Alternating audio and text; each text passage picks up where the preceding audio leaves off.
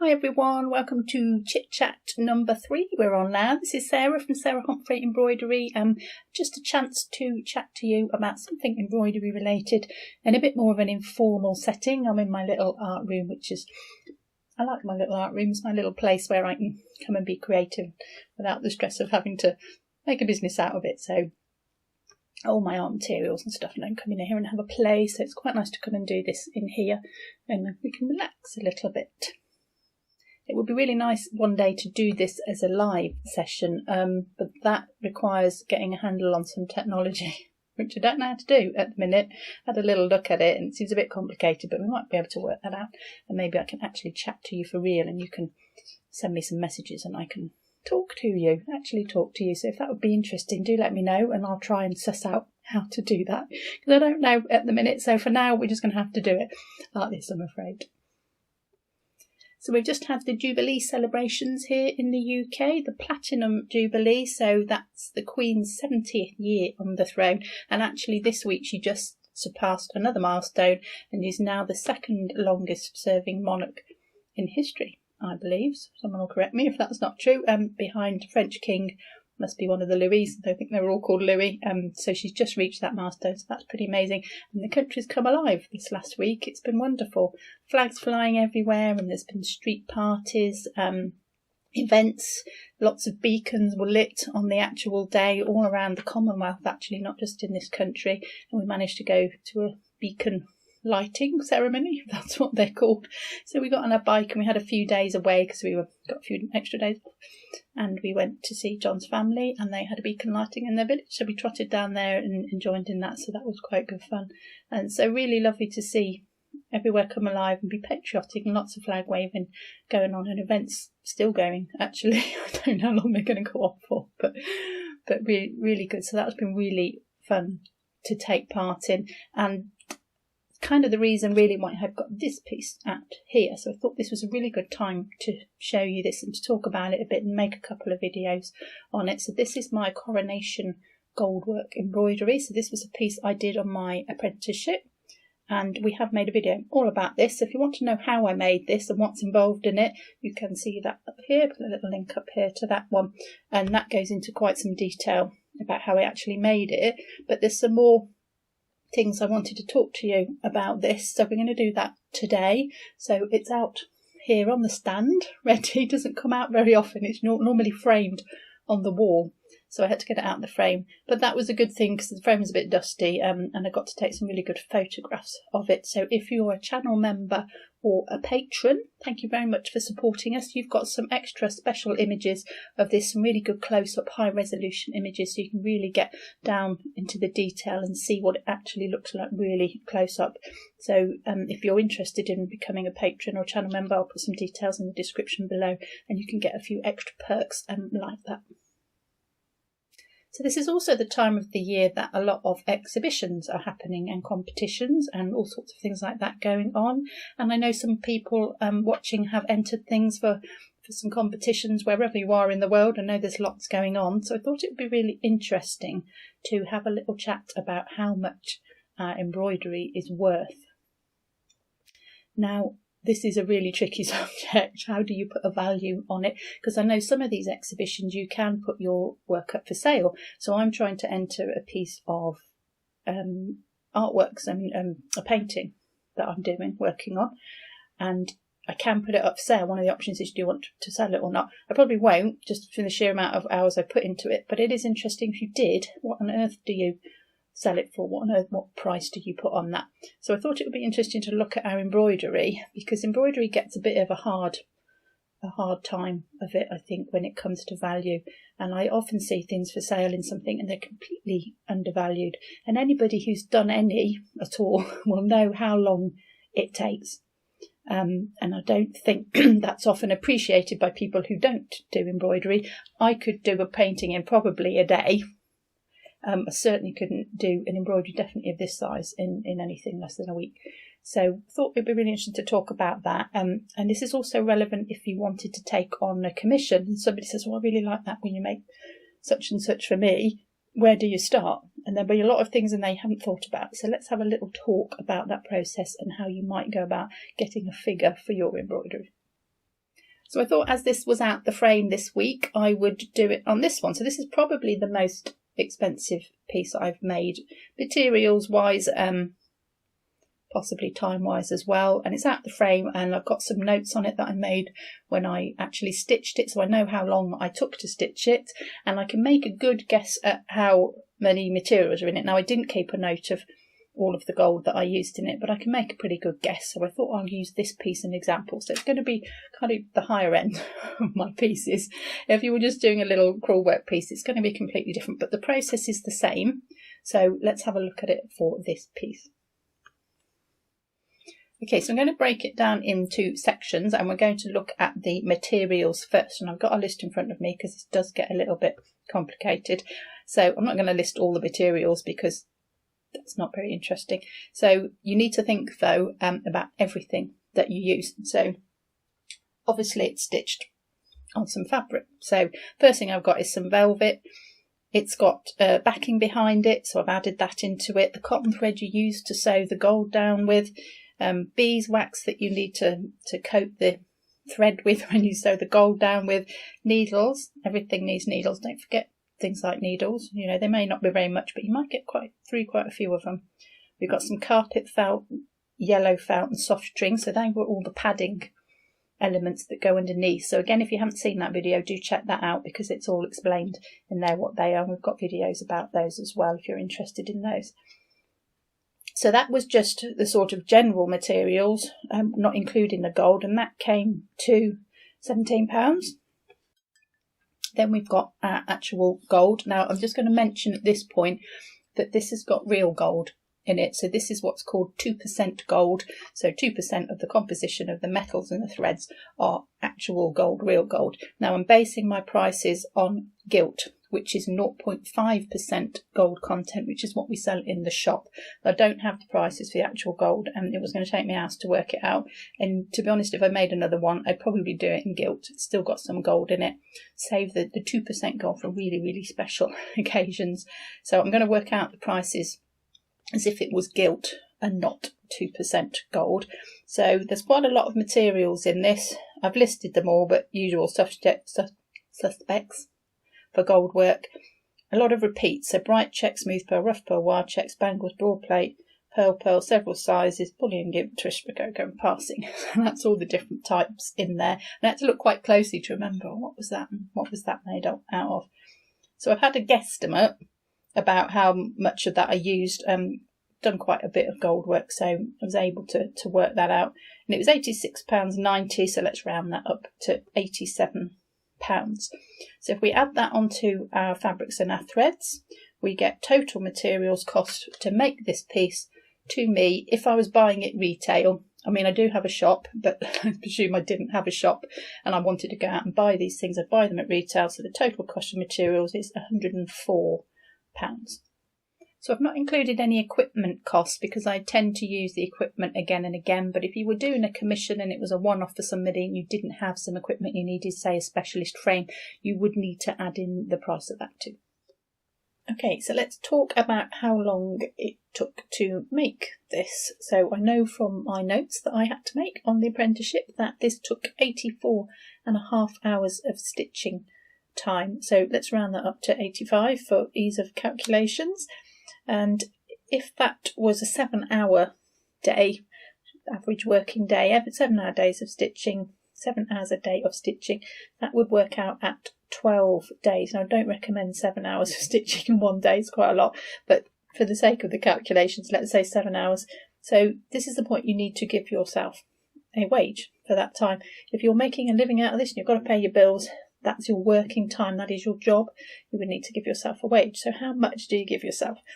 I've got these notes written down because there's quite a lot of figures on this. I'm going to refer to this. So the minimum wage in the UK at the moment of making this video, so that's June 2022, is £9.50 an hour. Now, if you're somewhere else in the world, which quite a lot of our viewers are, you could just take your minimum wage and just insert your figure in here so that these figures might make a little bit more sense to you. I know in the US I think you have a different rate for different states, I believe. So just take the figure that it is where you are and insert it in at this point, because I'm going to do it all in pounds, which may not make sense to everybody. So £9.50 an hour. So bear in mind that is for unskilled labour, so no training, anything that's a job you can walk into and just pick up and do in a few hours. So that's the minimum wage that you can earn. So if I do the calculation for that, so that's 85 hours of stitching times the minimum wage at £9.50. That's £807.50 for 12 days of stitching. So I've done a bit of Googling, and the average wage of a shop worker in the UK at the moment is £15 an hour. So that's already fairly high, high above the minimum wage for shop workers, unskilled labour. So I think personally I would want a bit more than that. I've got my 3 years of training, of embroidery training at the Royal School of Needlework as well. I think that reputation for the RSN probably counts for something. And I've also got 16 years of stitching experience. I finished in 2006 and have been stitching and teaching and other things since that. So I've got all of that experience on top of my 3 years training as well. And you also need to consider whether you think a reputation would add anything to that. If you've got a good reputation and your work is sought after and more people want it, there's more of a demand, and therefore you could charge more money for that. So a Michelin chef is probably going to get more than a non-Michelin starred chef, for example. So do consider as well whether reputation should be added on top of that too. So taking into account my training and my experience and maybe a little bit of a reputation, not a Michelin embroiderer, Michelin starred embroiderer, but taking that, all those three things into account. So if I doubled that average wage, if I said £30 an hour, we'd be somewhere nearer where I think that's what I would want. So if I take that hourly rate of £30 an hour and I multiply it by my 85 hours of stitching time, I now get £2,550 for this. Take into account how difficult the skill is that you're doing. This is harder than it would be to do a stitch sampler or do some crewel work, so it could demand a higher hourly rate. You could do this for £40 an hour. It's more sought after because not so many people can do it, and it is actually harder to do as well, so that could also give you a higher rate too, but we'll stick to the £30 an hour. So then if we added on the materials, that was £104. So if you add that on to the £2,550, we get £2,654. Now I just want to mention another couple of scenarios at this point, because these might be situations you find yourself in. So if I was to sell this in a gallery scenario, so if I put this piece in a gallery, it's not sold, but I put it in an exhibition, you can put it up for sale, as I did mention at the beginning. Bear in mind that the gallery is going to take a cut from this. They're providing the space for you to sell it and for people to see it. They're going to want their cut. They are quite high. Often gallery commissions are quite high, so don't be surprised at 40 to 50% on top. So they're going to take 40% of that price and take 40% of £2,654. So you might want to consider putting that 40% on first, so that you still get your hourly rate of £30 an hour. So if I did that, if I put 40% on, that now brings this to £3,715. So if I was selling this privately, £2,654. If it goes in a gallery, it's now £3,715. So you can see how the environment can change how you make your decision as well. And just one more thing to mention on that point is a shop. So if I sold this to a shop for £2,654, they're also going to want their bit as well, because again they're providing the space for you to sell it to somebody else. They might have the audience that you don't have. There might be a really high-end shop that says, oh, we can sell this, and it'd take me 6 months and they can do it in 6 days. But they're going to want their cut as well. And an average markup of a high street shop, say, is 2.5 to 3 times as much. So you could expect to see this for sale in a shop, based on those figures that we've used, for £6,612.50p to be exact, if I use the 2.5 times figure. So you could expect to see it up there for that. So this is the point you have to ask yourself, is that a reasonable figure? Will it sell for that? If it does sell for that, you know that the audience is out there for you to sell this. So can you find that audience yourself, or is that just something that's never going to happen? Is that something that's only going to happen through this high-end shop or whoever it is that's selling this, and that's the only way you can do it? And is it saleable? That might make it unsaleable. People might go, oh no, I'm not paying that, and it never sells in what do you do then? So just something really interesting to consider is the gallery markup of 40% and a shop markup of 2.5 to 3 times as much, and then what figure that gives you, and whether you're happy with that, or whether you can get that yourself, or whether it won't sell at all. So let's take our figure of £2,654. Now that is the cost that we've worked out if I were to make one of these now. So to buy the materials and spend that 12 days making it, and making a new one basically to a commission. But what would the cost of this one be? This is the original one. It was one that I did on my apprenticeship. It was probably the peak of my sewing abilities. Haven't made anything like it since, really. It won the award from the gold and silver wire drawers as well, so it won the award for the gold work for that year. So it's got a lot of attachment to it and a lot of history to it for me. I'm not likely to sell it for £2,654 if you wanted this one. So something to consider as well. Do you make a second one? If somebody likes something that you've made, do you make a second one and you've got the original one? For sentimental reasons, if you're a sentimental person, or are you happy to go, you know what, it served its purpose, yes, you can have that, but it's a one-off, it's got special provenance to it, if you like. You could charge more. I couldn't put a figure on that, wouldn't know. If somebody offered me £250,000, I would probably say, which address would you like it sent to? So everybody's got a price, and I think that's worth remembering, that something is only worth in monetary value what somebody will pay for it. It might be worth more to you personally, and you might have a price. Oh no, I don't want to get rid of it. But then if somebody's going to give you that much money, you might you might relent and you might sell it. So just some more things for you to consider. So I know that's all quite a lot of figures and nothing is definite. It's so difficult to define, especially something like embroidery that's unusual. It's unique. It requires a lot of training to do this sort of level. So it's quite hard to find these figures, but I hope you have found that useful. And it's more about giving you an insight into what you have made and what it's worth, so that you don't undervalue yourself and your skills. You decide your worth at the end of the day, and if you are interested in selling your own pieces for a living, then do a little bit of research and see what sort of things people are selling and how much they're selling them for, and more importantly, where they're selling them and what sort of commissions that they're putting on. So I just want to mention one last thing, and that's if you're not worried about selling your work. If somebody came and said, I really like that, and you've enjoyed making it, enjoyed stitching it, and go, oh yeah, you know, you can have it, and they give you an offer, and it's not very much, but you're happy with it, that's great. Just consider perceived value. So if you sell something for £50, they're going to think it's worth £50. It might be worth a lot more, but they're going to think it's worth £50.